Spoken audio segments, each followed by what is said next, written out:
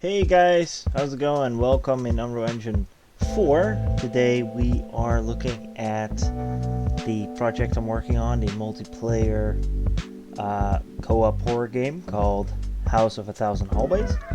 And it's not really a devlog, it's more of a tutorial because I made a explosive barrel system, which I can show you guys. So I'm just going to run one person now. And the moment I run over it, here we am in the map. The moment I run over it, I explode and die. And I turn into a spectator pawn. And I wanted to show you guys how this works in Replication, because Replication is kind of difficult and this is a very simple setup. And then we're going to build one.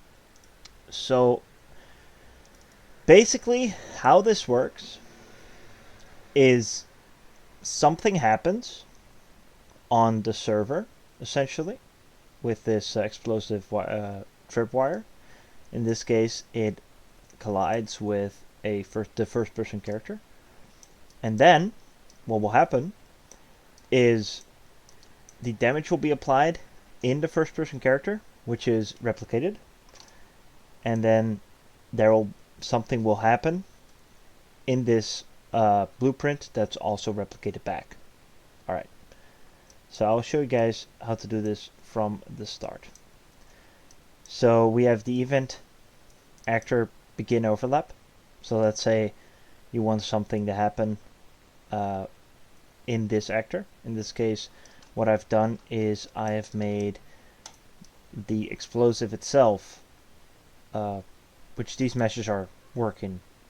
These are not the end meshes, but just for now. So the explosive itself is not collidable. The wire isn't collidable either. The only thing that collides with is this big collision box. So you can also make it smaller just to take the wire into account.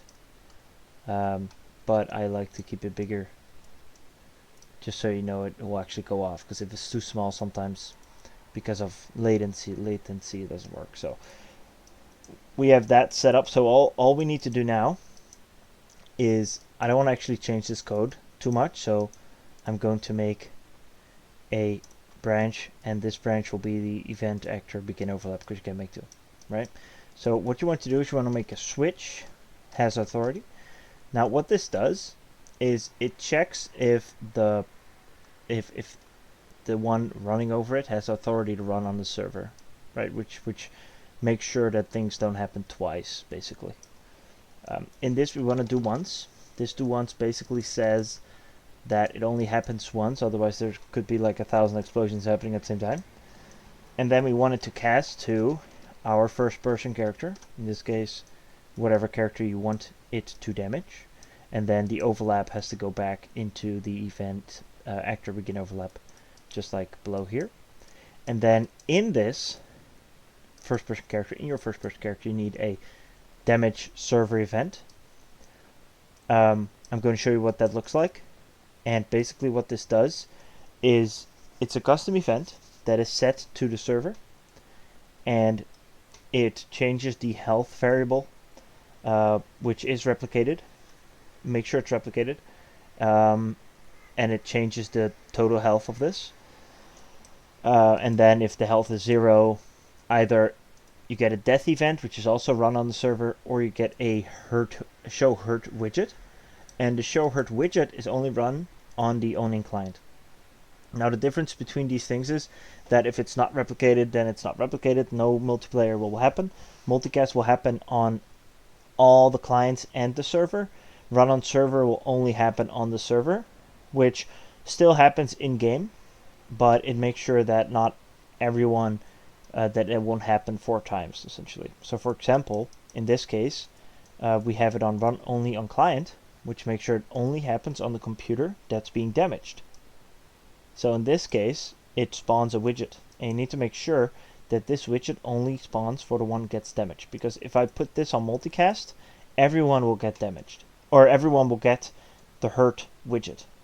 They won't get damaged, but they will get the hurt widget, which is not something we want. And then I got a print string to make sure that this works. So this is how it works on the first person character side. And then what you need to do is you need to go to make sure something actually happens. So I called this hit sound server, which is not just the sound.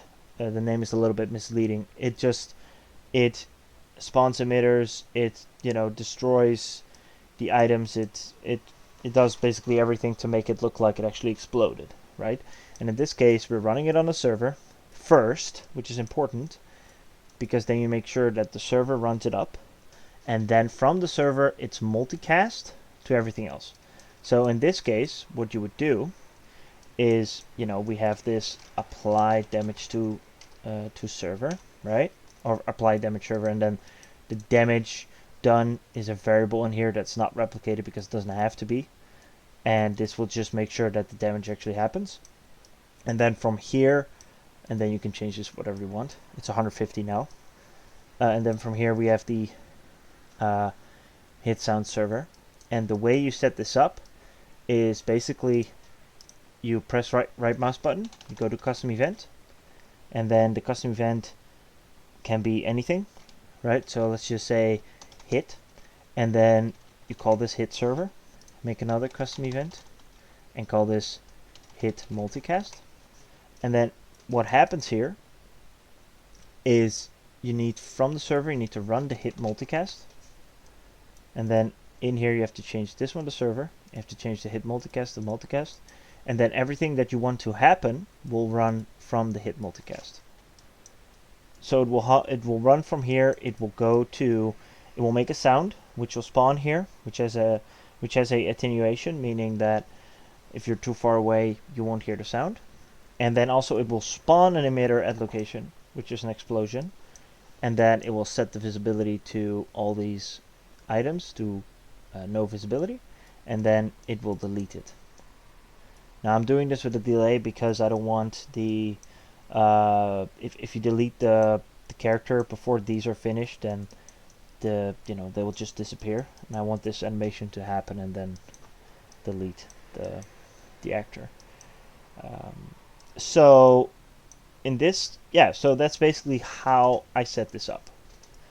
Make sure that the blueprint you're using is set to replicates, very important, and also that the always relevant is on. You could turn this off. So what Unreal Engine does is, if it's off, and let's say it happens more than, I don't know how many units, but it happens like far away, then it won't happen to all computers. So let me sketch you a situation here. Let's say this is off, and one player is all the way over here, maybe, or maybe a little further, and then this person runs into this thing and it explodes. This will be deleted for the person who ran into it, but because it's super far away, it won't be deleted to the person who's far away. So what kind of situations you're getting then is, then if you're here together, one person will see it and the other person won't see it, and then it's like, oh, is it there, is it not there? And then if the other person runs into it, he will actually die and explode, and then the other person won't even see the explosion, and it can just lead to a lot of weird things. So if you're having a small map and you don't really care about how efficient it is, just keep the always relevant on for everything, and then you make sure that actually happens. This also means that if you're spawning something and it doesn't spawn, check the always relevant, because I had that with the portal. So if you find the key, the portal will spawn back all the way up in the map where the castle is. So let me just show you guys. So this is the castle. So the portal will spawn here once you find the key, and then sometimes it wouldn't spawn if some people are still up here, and you would pick up the key downstairs. Sometimes it just wouldn't spawn, and that's super weird. And it took me a while to figure it out, but it has to do with the always relevant. So yeah, that's just I guess like a quick overlook into replication. I just want to make a short video about replication because I know how difficult it is, and once you tinker with these things, everything becomes a little bit more clear. But I just wanted to make a video show you guys how the project's going, and of course it's kind of like a devlog. I guess this will be a devlog. Um, I'm actually getting pretty far with the game already. I've been working on it a lot. Uh, it's fully playable already. The multiplayer is working, uh, which is a lot of fun. So it's going into testing stages soon, and then I'm going to add monsters that spawn, will stalk you, and will kill you if they catch you. So yeah, pretty cool stuff. Anyway, I hope that I could help you guys with this. I hope this was helpful, and yeah, do leave a like, subscribe, and check out the project. And soon, I think next week, I'll have the Steam page up, and then it'd be great if you guys can wishlist it. That'd be absolutely amazing. The game is probably going to cost somewhere between $3 to $5. It's not going to be an expensive game. The idea behind this is that I just want a game that people can play with friends and have fun with. Yeah, hope you guys enjoyed, and I'll see you guys in the next one. Cheers.